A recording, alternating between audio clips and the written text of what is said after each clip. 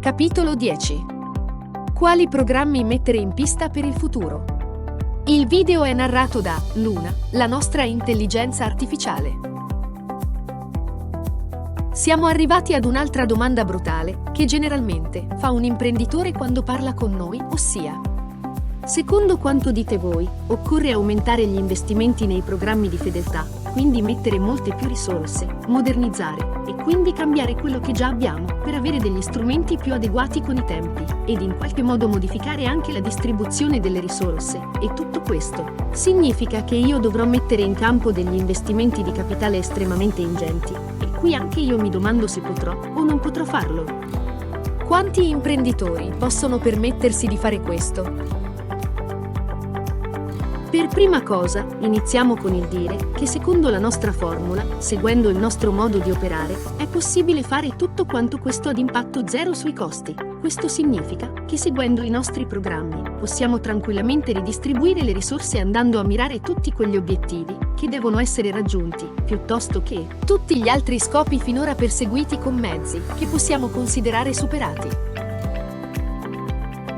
Quindi, alla domanda: se occorrono degli investimenti in programmi di fidelizzazione per rinnovare e rendere efficace la nostra carta fedeltà, la risposta è assolutamente sì. Vanno aumentati, ma solo se non sono in linea con quanto in media si dovrebbe spendere. Ma è altrettanto vero che se il budget totale lo consente, e generalmente la risposta è sì, basta spostare le risorse da budget sostituibili come abbiamo modo di pensare noi, e a zero impatto regressivo sulle vendite, ossia da budget destinati ad attività che ormai non portano più valore aggiunto, e se andassimo a toglierli, non vedremmo comunque regredire le vendite.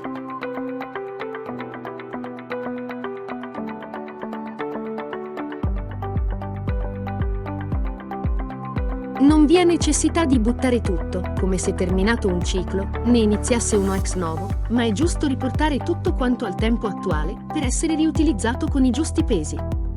Oggi si deve pensare ad integrare, facendo fare dei passi in avanti a tutto quanto abbiamo già messo in campo.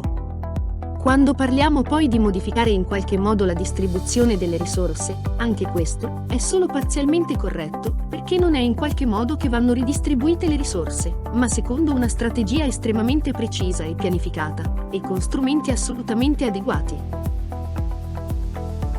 Non possiamo pensare di distribuire a tutti le stesse risorse a pioggia, non possiamo pensare di elargire ad ogni cliente la stessa percentuale di ritorno, dobbiamo invece pensare, nel tempo, di personalizzare la nostra campagna di fidelizzazione.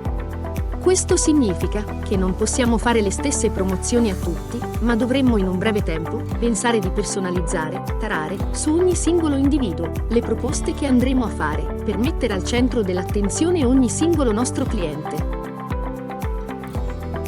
Risulta ovvio che per fare tutto questo occorrono degli strumenti adeguati, ad oggi sul mercato non ne vediamo, ed è per questo che la nostra piattaforma è stata sviluppata, e dal momento che si investono maggiori risorse per un determinato programma di attività, bisogna far sì che se ne riducano altre che si ritengono, in quel momento, sicuramente secondarie per i nostri fini, se non addirittura inutili. Hai un'attività commerciale? Sì. Bene.